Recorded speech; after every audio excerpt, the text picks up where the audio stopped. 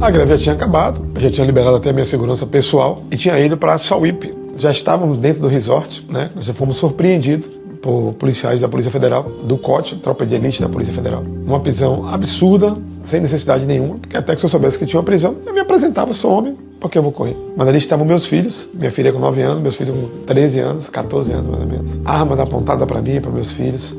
Uma cena assim que jamais eu esperaria acontecesse. O verbo do governo ele não queria só a prisão, ele queria a humilhação. Não só minha, como de minha filha, como de minha família. Aí houve aquela prisão. Na verdade não foi nenhuma prisão. Eles me sequestraram da Bahia e me levaram para um destino ignorado, porque a gente não sabia onde é que ia. Não foi me apresentado um mandado de prisão. Foi entregue a uma assessora na minha época, um papel que ali dizia que tinha mandado de prisão. Mas a mim não foi apresentado. Nem eu sabia para onde é que eu ia. Me pegaram em Sauípe, botaram no helicóptero, me levaram para o aeroporto de Salvador.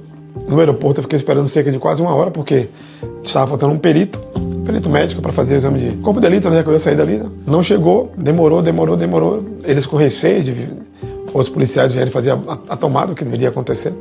Era uma prisão, em tese, né? Saí daqui de Salvador, sem destino, sem saber para onde é que a gente ia. Quando estava voando para o Brasília, que eu tive noção que ali era Brasília, né? E aí os policiais federais, no início, agiram com rigor, trabalho dos caras, né?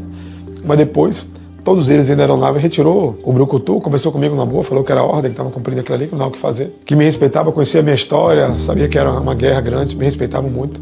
Chegando em Brasília, eu fiquei sem saber para onde eu ia. E lá em Brasília, eu fui para a superintendência da Polícia Federal, onde eu fiquei lá por cerca de 3 horas, sem saber para onde é que eu ia ainda. Guardando, eles guardarem equipamento. Parecia que eles foram para uma guerra. E ele mesmo falou, a gente não sabia que necessitava de levar tanto equipamento para prender só você. Eu falei, não tinha necessidade, gastaram tanto esse dinheiro para nada. Porque se me falasse que tinha prisão, eu pegava meu carro e me apresentava. Acabou, não devia nada, como não devia mesmo. E aí, para minha surpresa, fui levado para um presídio federal em Brasília, da Papuda, onde passei lá 48 dias. Foram dias assim terríveis, para mim foi o dia mais terrível da minha vida, por várias razões. Pela presença com meus filhos que presenciaram aquele fato, por a mídia também tratando como terrorista, como aquele absurdo, coisa que eu nunca fui, por me jogar no presídio federal que nunca preenchi requisitos para estar ali. À época o ministro Eduardo Cardoso mudou, houve um decreto para alterar, para que eu pudesse estar no presídio federal, meio contrário a uma posição de um juiz federal que mandou que me revolvesse lá.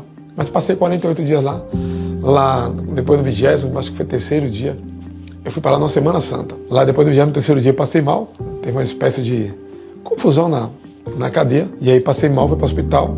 Tive o princípio de infarto, passei por um cateterismo, passei 12 dias internado no hospital. Primeiro, uma UPA, São Sebastião, depois para o Agarram, outro hospital, depois do Agarram foi para o hospital de base, onde fiz o cateterismo. E mesmo com cateterismo na perna, todo mundo sabe que é um cateterismo, eu fiquei algemado no pé e na mão, nessa posição aqui, em posição no pé e na mão. As fotos vão relatar isso aí, o tempo todo, sem entender por que aquilo ali. Como eu falei, era uma forma de humilhar e do sistema mostrar o braço forte, achando que aquilo ali iria me mudar da minha luta, ou mudar. Abalou, não vou negar, eu sou ser humano, como outro qualquer. 48 dias depois, conseguimos a soltura, não foi uma liberdade plena, houve uma troca do mandado de prisão em regime fechado para a prisão domiciliar. E eu fui para uma prisão domiciliar absurda, arbitrária, totalmente. Mas na época era necessário, né, que podia. Fui para uma prisão domiciliar, onde eu passei preso na domiciliar 2 anos, 11 meses e 23 dias. Eu era vereador de mandato quando aconteceu essa prisão. Depois de vereador, fui candidato a deputado nessa condição, sem poder ir para a rua, sem poder fazer campanha. Fui o primeiro político no Brasil preso, eleito, deputado estadual. Foi o 3º deputado estadual mais votado do estado. E mesmo como deputado estadual, eu tinha que continuar em prisão domiciliar. Eu só podia assistir a sessões, durante o dia, à noite não tinha como assistir a sessões. E passei preso 2 anos, 11 meses e 23 dias com mandato. Depois desse período aí, à época, o ministro Barroso derrubou toda essa prisão, informando, inclusive, que a prisão era absurda e arbitrária, que não caberia mais. E eu passei esse período todo preso em uma prisão preventiva. Não fui julgado, sentenciado, nem condenado, nada disso. Nem denunciado eu fui, porque não tinha fundamento, a prisão era absurda e arbitrária. O ministro Barroso derrubou a prisão e mandou arquivar o processo, porque não tinha nada no processo. E aí nós estamos movendo um processo contra o Estado, contra a União, que é outra situação. Após isso, eu tive exatamente o quê? 8 meses para uma nova eleição, para poder correr atrás, me organizar para viajar ao Estado, para ir para uma nova eleição. Nós fomos reeleitos deputado estadual contra toda essa perseguição do governo, não deixando de fazer campanha, nada, mas a gente foi reeleito deputado estadual. E foi um momento muito difícil essa prisão. Já tinha sido preso antes, na greve de 2012, aqui na Bahia, na cadeia pública, fiquei junto com os chefes de facções, me colocaram no meio de todos os presos comuns, o que era um absurdo, né? Já que eu era um ex-policial militar, demitido de uma greve, já reintegrado na justiça, e o governo não cumpriu. Salientar isso aí, que eu tive 16 decisões favoráveis no Poder Judiciário para ser reintegrado e o Estado não me reintegrava. Inclusive a multa por descumprimento já passou mais de R$700 mil.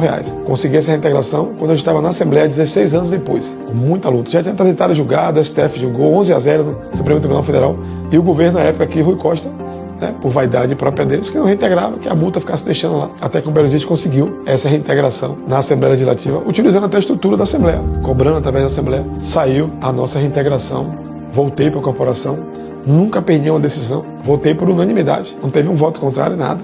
A demissão também foi absurda e arbitrária. Hoje eu sou policial militar da reserva remunerado, com muito orgulho, por sinal. Então essa é a nossa luta, tem muita batalha, tem muita coisa para a gente poder relatar. Mas essa é mais ou menos uma ideia do que a gente quer passar, o porquê votar na gente, porquê acreditar nessa nossa história.